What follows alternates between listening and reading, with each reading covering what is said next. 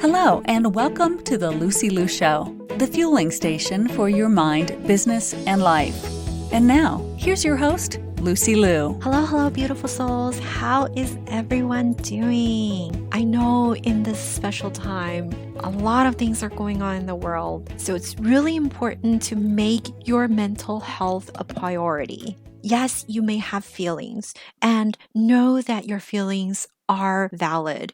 Just like personal development, mental health is not a destination, but a process, and it's an important process. Today on the show, I invited my guest, Jessi Beyer. Jessi is a speaker, mental health advocate, and the author of her book, How to Heal, which comes out May 5th. She's going to share with us her own personal mental health journey in healing trauma. She is now on a mission to speak globally and help those around her feel valid, feel heard, and appreciated. Give yourself care. Watch yourself bloom. I'm here sending you all the positive vibes and hoping you enjoy our conversation. Thank you so much for being on the show, Jessi. Thank you so much for having me. I'm excited to be here. Awesome. So let's go back and let's start with your personal story. Yeah, absolutely. So my story in regards to mental health and trauma starts when I was in high school. There was a friend of mine who was really struggling with his mental health. I mean, he was depressed, he was self-harming, he was suicidal, and he chose me to be his confidant. I was his best friend. I was the person he called all the time when he needed help. And I took that as, oh, okay, well, I'm responsible for keeping him alive. I'm the one that needs to make sure that he keeps breathing. I need to be there for him. I need to keep his secret, which, as you probably can guess, is not the healthiest way to approach a relationship. But throughout the course of that relationship, my mental health really started to slip as well. I became depressed. I was anxious. I was socially isolated. I started self-harming. I was really struggling with my body image and with food and things like that. And that whole time period in my life, that relationship with this individual, unfortunately ended with his suicide attempt. So I made him make me a promise that before he took his own life, he would call me so that I could give him a hug. Now that served kind of two purposes. One, of course, so I knew and I could do something about it, but also that if I couldn't do something about it, I could be there for him when he left. So he texted me one night. He said, hey, can you come tell me goodbye? I'm ready to go.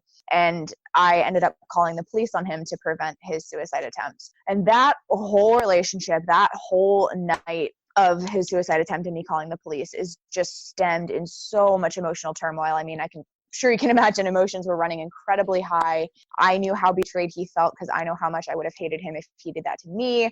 And so that really is kind of the pinnacle, I guess, of my mental health struggles. And after that, of course, I continued to struggle for a few years before I was able to pull myself out of it and was diagnosed with adjustment disorder, which is a disorder under the trauma and stressor related disorders. But ever since then, I've really been working on seeing how many other people are struggling with the same things, how common mental health is, especially on college campuses and in young professionals and things like that. And really just taking my story and my ability to say, hey, I've been at the bottom of the canyon. Like I hit rock bottom and here's where I am today. Let me hold the light for you as you walk that same path. That's really what I'm all about doing today. Wow. Okay. I'm still, wow. You're amazing, girl. So, thank you.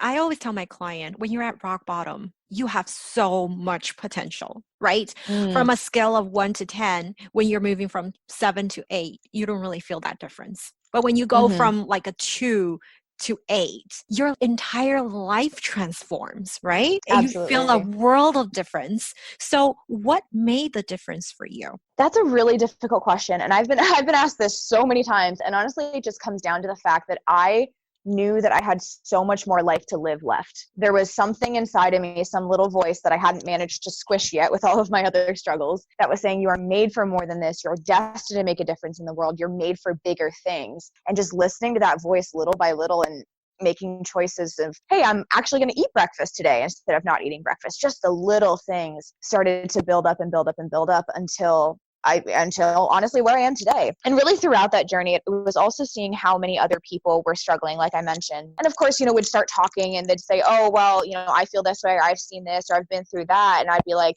hey, I kind of get you because I've been in a similar place and we'd be talking about our stories, and the ends of those conversations would always be, Jessi, I'm so glad you told me this. I feel so much less alone. I feel like there's hope for me moving forward, even if I was only maybe one step ahead of them on the healing journey. And just seeing that, hey, I don't have to hate this part of my life. I don't have to resent it. I don't have to see it as a scar. I can actually use it for good and make a difference with sharing that story. That was also hugely motivating in helping me heal and get to the point where I am today. Mm-hmm.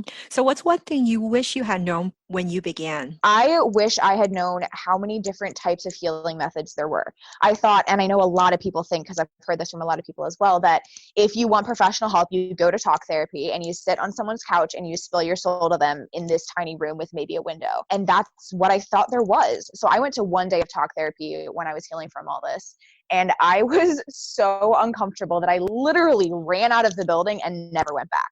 And that's my biggest regret. Now with the work that I've done and the research that I've done, I know all about all these different natural and integrative methods for healing that don't involve sitting in an office. You can be working with animals, you can be outside, you can be moving, all of these different ways that are often so much more approachable and often more effective for trauma healing. And I wish I knew about those when I was really in the trenches there. Mm-hmm. I know you are a canine search and rescue trainer. Mm-hmm. So you mentioned animal therapy. Did that help? Yeah, my dog. So I'm not a trainer, but I am in training to be a search and rescue handler. So working with my teammates, helping my teammates, kind of the same thing there. But my dog has been one of the best things I've ever done in my life. She is amazing. And she's just such an example to live up to, because every single morning she wakes up and is so excited to get out of bed, just vibrating with energy. She cannot wait to start her day. And so having her, you can't see me right now, but I'm sitting in my living room looking at her, just smiling from ear to ear, because she makes my day so much better. She gets me outside. She gets me moving. She makes me happy. She makes me laugh. So I would say absolutely, she's huge in keeping my mental health at a good place. Oh, I'm so glad so. I mean, but for others, you've got to find that motivation, right? Mm-hmm. You've got to find that source that will vibrate you higher, and that's going to be different for everyone. So how do you teach your clients to go about finding that source? Definitely. I always encourage people that I speak to just to find one little thing, and it doesn't matter how small it is. I remember I think it was a screenshot from Tumblr or something a while back about this girl saying how the reason she didn't commit suicide, the reason she didn't take her own life, was because there was going to be no one at home to feed the cat that weekend, and she wasn't going to let her cat be alone and not have any food. And you can think that in your own life and be like, well, that's such a silly reason. That's not enough to pull me through. But sometimes those smallest reasons are enough. So find one thing to hold on to. A great exercise that I helped a lot of people work through with this is to actually get a physical planner. I know a lot of people don't use them anymore, but get a journal or a planner. And every single day, maybe on Sunday night, find something to be excited for every day that week. It could be game night with your girlfriends. It could be not having a test in school that day if you're still in school. It could be a day off from work. It can be whatever, big or small, but find one little thing to be excited for each day. And sometimes that's going to be the only thing that pulls you through. Oh, absolutely. I'm totally a physical journal, physical book kind of girl. Yes.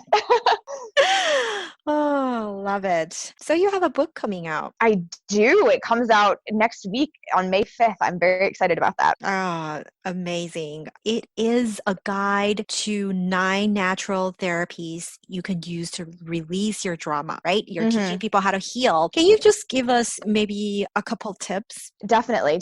So just to give a little overview of that book, it's pretty much the Bible of what I wish I knew when I was struggling. So you asked me that question earlier about what do you wish you knew? And I'm like, well, I wish I had my own book. But it really is. It's all these different methods that you can use to heal. Like I said, some are outside, some are with animals, some are mind body, some look at like chi and Eastern medicine and flower essences. So there's lots of different options in there. But as far as places to start and ways to heal and things like that, the biggest tip I'd say is that try one, and if it doesn't work, try a different one. So many people will go to therapy once, like I did. I'm totally raising my hand right here. Be uncomfortable with it and be like, nope, I'm never going again. I'm never going to try to find a different therapist. I'm never going to try a different modality of therapy. But there are so many different ways to heal. So whether you read my book or just use Google or, whatever resources you have available, find something that you're like, okay, well, I like being outside. Maybe I'll go try ecotherapy and give it a shot. And if it doesn't work, that's okay. Go find a different therapist. Go find a different modality.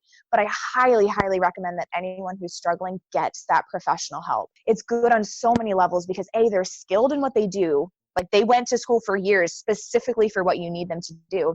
And also they're an unbiased, separate person in your life.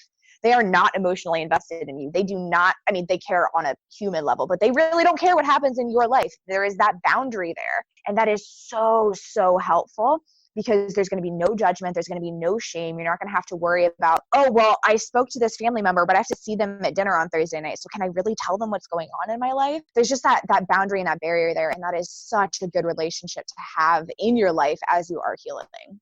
But you know what? You touched upon this fear of judgment, right? We have so many fears, right? Fear of failure, letting our family down, failure of even success. So let's hear your intake on failure. Yeah, definitely. My biggest thing with a fear of failure is to redefine what failure looks like.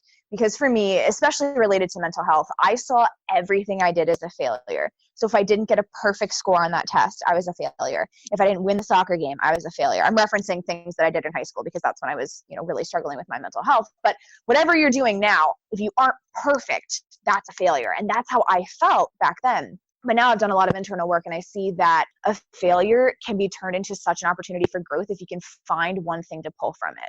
I don't necessarily believe that everything happens for a reason. I feel like that's kind of a catch-all statement to tell someone who's struggling when you don't really know what else to say. But I do believe that with enough time and enough self-reflection, you can find a reason for everything. You can find something to learn or gain from every situation. So if you do fail by a standard definition of failure, see if there's one thing you can pull, one lesson, one relationship that you met in that time period that you can pull from, and use that so that failure isn't so scary. You're going to get something out of it, whether it's a success or a lesson. And the other thing I'd say for fears in general is make sure that your why is strong enough. Because you should be so motivated by your why statement, your reason for getting out of bed every morning, that you're able to push past that fear. If you're finding that your fear is overwhelming that why, if that's greater than your why, then take another look. See if you can dig even deeper, connect it to something emotional. So instead of, for example, oh, I want to lose 20 pounds, say, I want to lose weight because I want to spend more time with my family, go on adventures with them, have that sense of community, whatever that is for you, but that emotional tie that brings it even deeper, that's going to make your why even stronger, and that's going to make those fears even less important to you. Absolutely. And you mentioned the cat, right? Sometimes we minimize ourselves. So the I'm not worthy, I'm not good enough. So maybe your why for yourself is not big enough. Then you can look for that other why, like your cat, right? Or your other family member. Like for me, it would be my daughter. I would want to leave a legacy for my daughter as an example, so that everything I do, I need to think, right? So if you enjoyed what Jessi said, you can also go to her website, jessibeyerinternational.com, and she's got a free cheat sheet on conquering fear as well, right? Yeah. Okay, so now Jessi, now that you are a speaker, you are implementing all these techniques and you're teaching women how to do all of stuff. What do you do now if you're maybe in the lows? Oh, this is such a good question, because at the time we're recording this was actually me like 2 days ago, and I'm actually going to do a video on this today. But I'm always preaching. I'm like, girl, take time for yourself. If you need to reset and relax for a day, do it, because you're going to be better the next day. And so I really just try to take my own advice. That was, like I said, me the other day. I had a great morning with my friend and came home, and I was just in the weirdest funk. I was not feeling motivated. I was like, I don't know what's going on, but this is not normal. So I took the day off. I was like, I'm not going to work. I think I sat on the couch and read and ate chocolate pretty much all day. And the next day I was totally fine. I was back to normal. I was ready to go. And so just taking that time for yourself and saying, okay, yes, I speak about mental health and I coach about personal development, but I still struggle sometimes. I still need to take those times for myself and reset and relax and refocus. The other thing I do as well is really just make sure that I am prioritizing myself. And I don't mean to sound selfish with that. I think everyone should prioritize themselves, because if you aren't at your top, if you aren't at your best, you can't give your best. So I make sure that my physical health is my priority. So I go on a hike every single morning before I sit down for work. Also helps my dog, because then she's tired and I can actually focus on work. But I'm prioritizing myself. I'm prioritizing my spirituality with my morning journaling routines and things like that. So I make sure that I come first before other areas of my life and my business. And that makes sure that I'm able to show up for my business and my friends and family and things like that. Absolutely. And if you ever stop, just start again. And if you stop, start again and keep getting back up. And we're all in this world and we're all developing all these kind of muscles. We develop the stopping muscle, right? Get back up. up. It's so important. So start now, keep going. You've got this. What's your favorite quote, Jessi? My favorite quote, I actually have this tattooed on me. I love it so much. But my favorite quote is by Charles Bukowski, and it goes, "We are here to laugh at the odds and live our lives so well that death will tremble to take us." Oh my gosh, I love it. Yeah. Yes, I just get chills every time I say that. It's just so powerful for me. All right. So where are you most active on social? I'm on Instagram and Facebook, and I actually do a video series every day, just a 1-minute life lesson, little tip thing that you can implement into your life. So definitely come say hi on Facebook and Insta. Okay. And I'll include that in the show notes so you guys can just head over. Awesome. Thank you so much for being here, Jessi. Thank you so much for having me. I really appreciated it. To all the beautiful souls listening, thank you for joining me on this episode of The Lucy Liu Show. When I'm not podcasting, I am coaching high-achieving women in life transitions, getting unstuck, kissing overwhelm goodbye, and living a more joyful and fulfilled life through strategic goal setting and mindset transformation. It would mean the world to me if you subscribe, rate, or share this with a friend. And don't forget to join me for the next episode. Remember, there is always a way, and more blessings are coming your way. For free resources and show notes, head over to lucylucoaching.com.